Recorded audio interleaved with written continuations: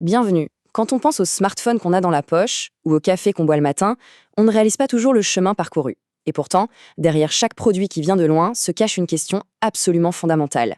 Une question de confiance, mais à l'échelle du monde entier. Voilà, le défi au cœur du commerce international. Comment on peut faire confiance quand des milliers de kilomètres, des cultures, des lois différentes séparent l'acheteur du vendeur? C'est ce mystère qu'on va éclaircir ensemble aujourd'hui. Au programme, on va donc voir le défi de la confiance, puis comment fonctionne une inspection, qui sont les fameux gardiens du commerce, quels sont les bénéfices pour tous, et on terminera par un petit tour vers le futur de ce secteur. Allez, on plonge dans le vif du sujet. Dans le commerce international, il faut bien comprendre que la confiance, ce n'est pas juste une option, c'est un capital. Mais voilà, elle ne se décrète pas comme ça. Il faut un vrai système, un système formel pour la construire. Et la solution numéro 1 à ce défi, c'est l'inspection. C'est un processus super méthodique qui joue en quelque sorte le rôle d'arbitre, un arbitre neutre pour garantir que les promesses commerciales sont bien tenues. Ce qu'il faut retenir, c'est que l'inspection, ça couvre vraiment tout. Le produit en lui-même, bien sûr, mais aussi son emballage, sa valeur, sa conformité aux normes. C'est ce qu'on pourrait appeler un véritable pont de confiance entre les partenaires. Indispensable. Bon, maintenant, comment ça se passe en pratique? En fait, l'inspection, ce n'est pas un seul événement. C'est plutôt toute une série de contrôles qui peuvent arriver à différents moments clés de la chaîne logistique. Chaque type d'inspection a un rôle bien précis. L'ensemble crée un filet de sécurité complet qui va de l'usine jusqu'au port d'arrivée. C'est un peu le parcours du combattant de la qualité. L'étape sans doute la plus critique, c'est l'inspection avant expédition, ou PSI, comme on dit dans le jargon. Elle permet d'attraper les problèmes à la source, avant même que le voyage commence. C'est tellement crucial que de nombreux pays, notamment en Afrique ou en Amérique latine, l'ont tout simplement rendu obligatoire pour lutter contre la fraude douanière. Ensuite, il y a le moment de l'embarquement. C'est un point de contrôle hyper important. On vérifie que c'est bien le bon container, qu'il est correctement scellé et qu'il est bien chargé. Une petite erreur à ce moment-là, et ça peut coûter une fortune en perte, en retard, sans parler des litiges. Et puis, il y a une approche encore plus en amont. Aller inspecter directement sur la ligne de production. L'idée ici, c'est de repérer les défauts en temps réel pour pouvoir corriger le tir immédiatement. Ça représente un gain de temps et d'argent juste énorme.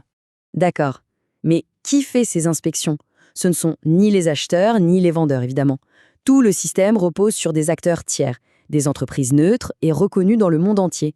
Ce sont eux les véritables gardiens du commerce. Des noms comme SGS ou Bureau Veritas, ça dit peut-être quelque chose à certains. Ce sont des géants mondiaux, ils ont des experts et des labos partout sur la planète. Leur impartialité, c'est la clé de tout. Les banques, les assurances, les douanes, tout le monde s'appuie sur leurs rapports pour sécuriser les transactions. Et à la fin de chaque contrôle, il y a un document qui est émis, le certificat d'inspection. C'est la preuve, noir sur blanc, que l'inspection a bien eu lieu. Et sa conclusion est simple, presque binaire. Soit c'est conforme, soit ça ne l'est pas. Attention, ce document, ce n'est pas juste un bout de papier. Il est ultra stratégique. C'est souvent lui qui est exigé par la banque pour débloquer le paiement, par la douane pour laisser entrer les marchandises et par l'assurance s'il y a un pépin. En fait, il fait le lien entre le monde physique de la marchandise et le monde financier et réglementaire. On pourrait être tenté de penser que l'inspection, c'est juste un coût, une contrainte de plus. Mais en réalité, c'est une sauvegarde commerciale qui crée de la valeur pour absolument toutes les parties. Tout le monde y gagne, vraiment. L'importateur, lui, est certain de recevoir ce qu'il a payé.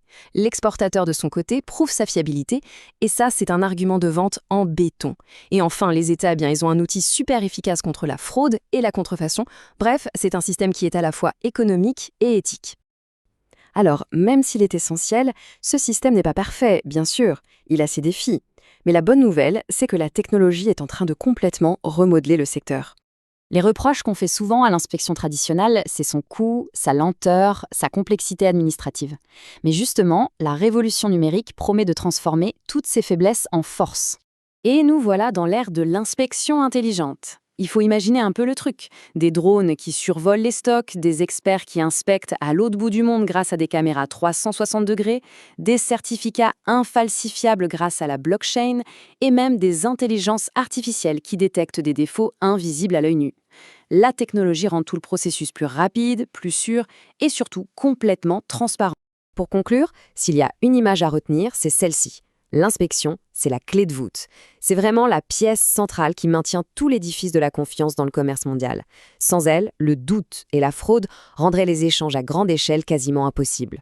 Cette petite phrase, elle résume tout. Elle incarne cette rigueur et cette transparence dont on a absolument besoin dans une économie mondialisée.